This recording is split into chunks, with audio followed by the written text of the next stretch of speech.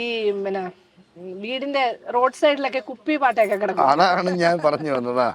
അത് പലരും ചെയ്തിട്ടുണ്ടാവും. ഞാന് ആരും തെറ്റിദ്ധരിക്കില്ല കേട്ടോ. ഞാൻ എന്റെ അന്നത്തെ അവസ്ഥ കൊണ്ടൊക്കെ അങ്ങ് ചെയ്തു പോയതാ.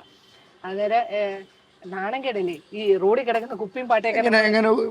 അല്ല, പകല് ആൾക്കാരൊക്കെ കാണെ പോയിട്ട് കുപ്പിയും പാട്ടയൊക്കെ എടുത്തോണ്ട് വീട്ടിൽ കൊണ്ട് വിടുക എന്ന് പറഞ്ഞാൽ നാട്ടുകാരൊക്കെ പറയില്ല, അയ്യേ അവള് പാട്ട ഉറക്കി അങ്ങനെ. നമ്മളൊന്നും മിണ്ടില്ല, കാഷ്വലായിട്ട് ഇങ്ങനെ അഭിനയിച്ച് കാല് കൊണ്ട് തട്ടി തട്ടി തട്ടി അടുത്ത വീടിന്റെ പടിക്ക് വരെ എത്തിക്കും. അത് കഴിയുമ്പോൾ പിന്നെയും കുറച്ച് കഴിയുമ്പോൾ പിന്നെ അത് പോയി തട്ടും. അങ്ങനെ നമ്മുടെ വീടിന്റെ പടിക്കൽ എവിടെയും കൊണ്ടിടും. ഒരു സന്ധ്യയാകുമ്പോൾ ആരും ഇല്ലല്ല, വിജനമായ ഒരു സമയം വരുമല്ലോ. ആ സമയത്ത് ഇതൊക്കെ എടുത്ത് കാർ പോർച്ചിന്റെ അവിടെ കൊണ്ടുവന്ന് ഒരു കൊട്ടക്കകത്തിട്ട് വെക്കും. എന്നിട്ട് ഈ ഒരു ആന്റി ഉണ്ട് അവിടെ വരുന്ന, ഒരു തമിഴത്തി ഒരു ആന്റി ഉണ്ട്, പാട്ടി ഒരമ്മ. അപ്പൊ കുറെ ആവുമ്പോ ഇവര് 2 രൂപ 3 രൂപ 5 രൂപയൊക്കെ തരും ഈ പാട്ട് കുറെ ആകുമ്പോ. പിന്നെ ഈ ബീർ കുപ്പി ആൾക്കാരൊക്കെ കുടിച്ചിട്ട് റോഡിലിടുന്ന ബീർ കുപ്പി ഇതൊക്കെ പറക്കി കൊണ്ടുവന്ന് അവിടെ വെക്കലാണ് എന്റെ പരിപാടി. അപ്പൊ ബീർ കുപ്പിക്ക് 1 രൂപ, 1 രൂപയൊക്കെ ഉള്ള കാലഘട്ടം. അപ്പൊ നമ്മള് 10 കുപ്പി വെച്ചാൽ 10 രൂപ ആയില്ലേ. 10 രൂപ ലാവിഷാണെന്ന്. ഇന്നത്തെ 1000 ആണെന്ന് 10 രൂപ. അപ്പൊ അങ്ങനെ നമ്മള് ചെയ്യാൻ. അപ്പൊ അങ്ങനെ ഒരു ബന്ധമാണ് ഈ പാട്ടയുമായിട്ട് എനിക്കുള്ളത്. പല കാര്യങ്ങളും ഞാൻ അങ്ങനെ സെൽഫ് എംപ്ലോയി ആയിരുന്നു അന്നും. അതായത് ഇങ്ങനത്തെ പരിപാടികളൊക്കെ കാണിച്ച്. ചേച്ചി അന്നും എനിക്ക് കഷ്ടപ്പെട്ട് ജോലി ചെയ്യണം, കഷ്ടപ്പെട്ട് പൈസ ഉണ്ടാക്കണം, അവിടെയും ഒരു കള്ളിയെന്നോ അല്ലെങ്കിൽ മോഷ്ടിക്കണമെന്നോ ഒരു മനോഭാവവും ഇല്ല. നമുക്ക് അങ്ങനെ ഇന്നും അങ്ങനെ ചിന്തിച്ചിട്ടില്ല. ആരെയും പറ്റിച്ച് ജീവിക്കണമെന്ന് ഒരിക്കലും ചിന്തിച്ചിട്ടില്ല. മോഷ്ടിക്കുന്ന എന്തിനാ മോഷ്ടിക്കുന്നത്? നമ്മൾ ഒരാളുടെ ഇത് എടുക്കേണ്ട ആവശ്യമില്ലല്ലോ. നമുക്ക് ആരോഗ്യം ഉണ്ടെങ്കിൽ നമുക്ക് ജീവിക്കാമല്ലോ. ഇന്ന് കാലഘട്ടം പുറകോട്ട് ചിന്തിക്കുമ്പോൾ അന്ന് ചെയ്തതും അന്ന് റാമ്പിൽ നിന്നതും അന്ന് ആൾക്കാരോട് സൗഹൃദം പുലർത്തിയതും ഇതെല്ലാം ഇന്ന് തിരിച്ച് ചിന്തിക്കുന്ന സമയത്ത് ജീവിതത്തിൽ ഗുണം ചെയ്തിട്ടുണ്ടല്ലേ? പിന്നെ ഒരുപാട്. അതൊക്കെ ഞാൻ പറഞ്ഞില്ലേ, നമ്മൾ ഇങ്ങനെ ആവണം എന്നൊക്കെയുള്ള ഒരു വിധിയായിരുന്നു. അതുകൊണ്ട് അങ്ങനെ അങ്ങനെ അങ്ങനെ വന്നതാണ്. ഞാൻ ഈ മിസ് കേരള ആയാലും രസകരമായ ഒരു കഥയുണ്ട്. മിസ് കേരള നമുക്ക് ഈ ബയോഡേറ്റ എഴുതി കൊടുക്കണമല്ലോ. മിസ് കേരള എഴുതുന്ന സമയത്ത് ഓരോ ബയോഡേറ്റ. അപ്പം പുസ്തകം അങ്ങനെ വലുതായിട്ട് വായിക്കാനൊന്നും കൂട്ടാക്കാത്തൊരു ഇതല്ല. സ്കൂളിലെ പുസ്തകം വായിക്കത്തില്ല, പിന്നെ പുസ്തകം. ഹോബി എന്താന്ന് ചോദിച്ചപ്പോ സ്റ്റാമ്പ് കളക്ഷൻ, റീഡിങ് എന്നൊക്കെ പറഞ്ഞ് ചുമ്മാ എഴുതി കൊടുത്തു. സ്റ്റാമ്പ് കളക്ഷൻ ഉണ്ടായിരുന്നു. അച്ഛന്റെ വരുന്ന ലെറ്ററിൽ വരുന്ന സ്റ്റാമ്പൊക്കെ വരുന്നത്. അല്ലാതെ ഈ റീഡിംഗ് എന്നൊക്കെ പറഞ്ഞിട്ട് വെയിറ്റ് ഇട്ട് നിൽക്കട്ടെ എന്ന് വിചാരിച്ചു റീഡിംഗ് എന്നൊക്കെ പറഞ്ഞ് എഴുതി കൊടുത്തു. എയർ ഹോസ്റ്റസ് ആവണം, റീഡിങ് അങ്ങനെയൊക്കെ പറഞ്ഞിട്ട്. അപ്പം ഇവിടെ സെനറ്റ് ഹാളിൽ വെച്ചിട്ടാണ് മത്സരം നടക്കുന്നത്. എനിക്ക് ഇപ്പോഴും ആ വിഷ്വലിൽ അതെല്ലാം ഇങ്ങനെ വരുന്നു. എല്ലാ സിനിമ അന്ന് ഞാൻ സിനിമയായിട്ട് യാതൊരു ബന്ധവുമില്ല. സിനിമയും സീരിയലുമായിട്ട് എനിക്ക് യാതൊരു ബന്ധവുമില്ല. പക്ക ഒരു നാട്ടും പുറത്തുകാരി അഞ്ജു. കാർത്തിക എന്നുള്ള പേരും വന്നിട്ടില്ല അന്നും. ഈ വട്ടപ്പൊട്ടുണ്ട്. വട്ടപ്പൊട്ട് എങ്ങനെയാ വന്നതെന്ന് ചോദിച്ചാൽ, സ്കൂളിൽ പഠിക്കുന്ന സമയത്ത് കുട്ടിക്കാലം മുതൽ അമ്മ എനിക്ക് ഇങ്ങനെ ഈ മഷി കൊണ്ട് ഇങ്ങനെ കറുത്ത വട്ടപ്പൊട്ട് തൊടുക. തൊട്ട് തൊട്ട് തൊട്ട് തൊട്ട് അത് പിന്നെ മുഖത്തുനിന്ന് മാറ്റി എനിക്ക് എന്തോ പോലെ ആയിട്ട് ഞാൻ പിന്നെ അത് സ്റ്റിക്കറാക്കി. അങ്ങനെ സ്ഥിരം അമ്മയാണ് എനിക്ക് ഈ പൊട്ടിന്റെ ഒരു ഇത് തന്നത്. അങ്ങനെ ട്രിവാൻഡ്രത്ത് റാമ്പിൽ വരുന്നു, റീഡിംഗ് എഴുതി കൊടുക്കുന്നു. ആണ് അവിടെ ഒരുക്കുന്നത്, കേരളയ്ക്ക് ഒരുക്കുന്നത്. ആന്റി ആണ് ഫുൾ ചെലവും എല്ലാം ചെയ്തു തരുന്നത്. വീട്ടിൽ പറഞ്ഞു സാമ്പത്തികമായിട്ടൊന്നും അങ്ങനെ ചെയ്യാൻ പറ്റത്തില്ല. ചേച്ചി അല്ല, ഫ്ലോമാൻറ്റിയാണ് എനിക്ക് അതിനുള്ള ഡ്രസ്സുകളും സാധനങ്ങളും ഒക്കെ മേടിച്ചു തരുന്നത്, എന്നെ ഇവിടെ കൊണ്ടുവരുന്നത്. ആന്റിക്ക് എന്നോട് ഭയങ്കര ഒരു ഇഷ്ടം. അപ്പം ആന്റി ഒരു മോക്ക് കിട്ടും, ഉറപ്പാണ്, ഞാൻ വരാം എന്നൊക്കെ പറഞ്ഞിട്ട് ആന്റി അങ്ങനെ ചെയ്തു തന്നു. അങ്ങനെ ഇവിടെ വന്ന് സെനറ്റ് ഹാളിൽ വെച്ചിട്ടായിരുന്നു മത്സരം. അന്നേരം ആദ്യത്തെ ഫസ്റ്റ് റൗണ്ട് കഴിഞ്ഞു. സെക്കൻഡ് റൗണ്ടിൽ ക്വസ്റ്റ്യൻ ഉണ്ട്. ഇത് ക്വസ്റ്റ്യനും കൂടെ ഉൾപ്പെടുത്തിയിട്ടാണ് ഈ മത്സരം നടക്കുന്നത്. ബുദ്ധിയും സൗന്ദര്യവും കൂടെ ചേർന്നിട്ടാണ് മിസ്. അന്നേരം രണ്ടാമത്തെ റൗണ്ടിൽ വന്നപ്പോഴത്തേക്ക് ചോദിച്ചു, ആറന്മുളയല്ലേ വീട്? അപ്പൊ രവി വള്ളത്തോളാണ് ക്വസ്റ്റ്യൻ ചോദിക്കുന്നത്. അപ്പൊ രവി വള്ളത്തോളിനെ എനിക്ക് അന്നേരം അറിയാം.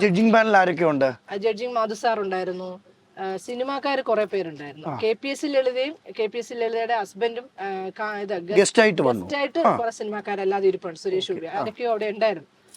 പിന്നെ മൊത്തം ഇരിക്കുന്നത് VIPs അങ്ങനെയുള്ളവരും, പിന്നെ പാസ് എടുത്തിട്ട് ഇത് കാണാനിരിക്കുന്ന കുറെ ആൾക്കാരും, പിന്നെ സീരിയൽ ഡയറക്ടേഴ്സ്, റൈറ്റേഴ്സ്. ഇത് നടക്കുമ്പോഴാണല്ലോ കുറെ കുട്ടികളെ ഇവർക്ക് കിട്ടുന്നത്. അത് നോക്കിയിട്ട് വന്ന ആൾക്കാർ. അപ്പൊ ഇങ്ങനെ വന്നപ്പോഴത്തേക്ക് ഫസ്റ്റ് റൗണ്ട് സെക്കൻഡ് റൗണ്ടിൽ ചോദ്യം വന്നു, ആറന്മുളയല്ലേ വീട്? അതെ, ആറന്മുളയാണ് വീട്. പമ്പാ നദിയുടെ തീരത്ത് താമസിക്കുന്ന 5 കവികളുടെ പേര് പറയുക.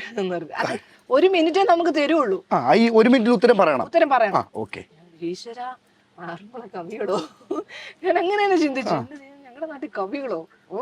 വലിയ ഫേമസ് ആയിട്ടുള്ള നാടാണ് പമ്പാ നദിയുടെ തീരത്ത് ആര് കവികള് താമസിക്കുന്നത്?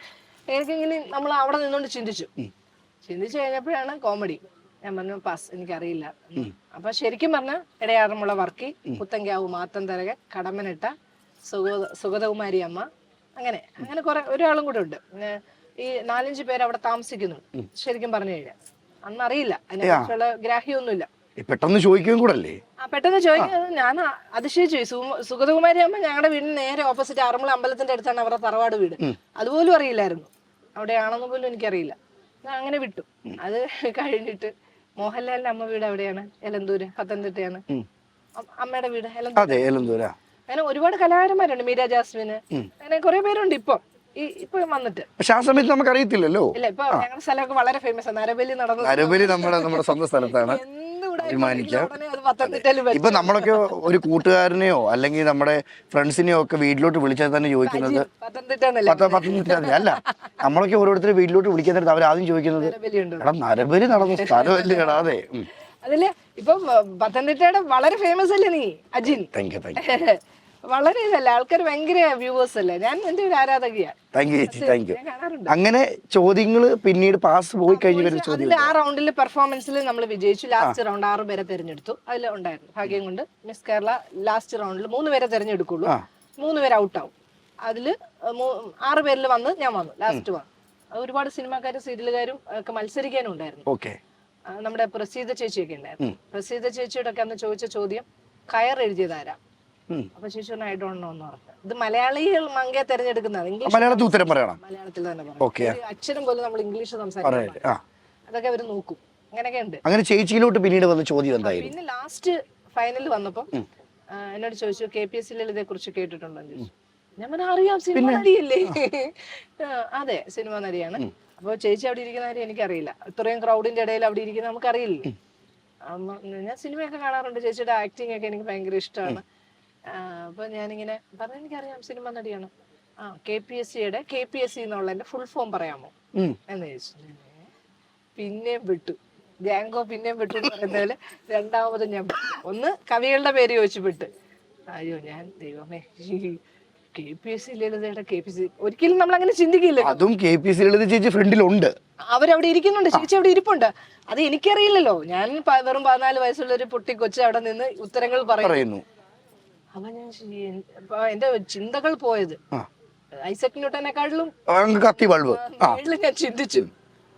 ഞാൻ ഐസക് ന്യൂട്ടൻ ചിന്തിക്കുന്നതിനപ്പുറം ചിന്തിച്ചു. ചോദിച്ചു KPSC ചിലപ്പോ വീട്ടുപേരായിരിക്കും. വീട്ടുപേരായിരിക്കാൻ വഴിയില്ല. KPSC എന്നൊക്കെ വലിയ വീട്ടുപേര്, അങ്ങനെ തോട്ടത്തിൽ എന്നൊക്കെ പറയുന്നത് ഭയങ്കര ഭർത്താവിന്റെ പേരായിരിക്കും ചിലപ്പോ. ഭർത്താവ് അല്ല KP പിന്നെ സി പിള്ളേന്നോ ആയിരിക്കും എന്നങ്ങനെ ചിന്തിച്ചു. അപ്പൊ പിന്നെ സമയമില്ലല്ലോ, നമുക്ക് ഒരു മിനിറ്റേ ഉള്ളല്ലോ. അവരുടെ ഭർത്താവിന്റെ പേരാണ് KPSC എന്നുള്ളത്. KPSC ലളിതയുടെ ഭർത്താവിന്റെ പേരാണെന്ന് ഞാൻ ഒഴിച്ച് ബാക്കി എല്ലാവരും കൊടഞ്ഞിട്ട് ചിരിച്ചു. ഭയങ്കര ചിരി അവിടെ. അപ്പോഴും നമുക്ക് കത്തുന്നില്ല. ഇത് അറിയത്തില്ലല്ലോ. KPSCയുടെ ഫുൾ ഫോം അറിഞ്ഞാലല്ലേ കത്തുള്ളൂ. പക്ഷെ ഉത്തരം അങ്ങ് പറഞ്ഞു. ഇത് പറഞ്ഞു കഴിഞ്ഞാൽ പിന്നെ അത് റിവേഴ്സ് ഇല്ല. നമുക്ക് പറഞ്ഞതാ. എല്ലാവരും ചിരിച്ചു, ജഡ്ജസ് ചിരിച്ചു, അവിടെ നിൽക്കുന്ന ആങ്കേഴ്സ് ചിരിച്ചു, എല്ലാരും ചിരിച്ചു. ഞാൻ കൂളായിട്ട് ഇങ്ങനെ നിന്നു. KPSC ലളിതയുടെ ഭർത്താവിന്റെ പേരറിയാവോ? ഇല്ല, എനിക്കറിയില്ല. ഭരതൻ സാറാണ് ഭർത്താവ്, ഇവിടെ ഇരിപ്പുണ്ട് എന്ന് പറഞ്ഞു.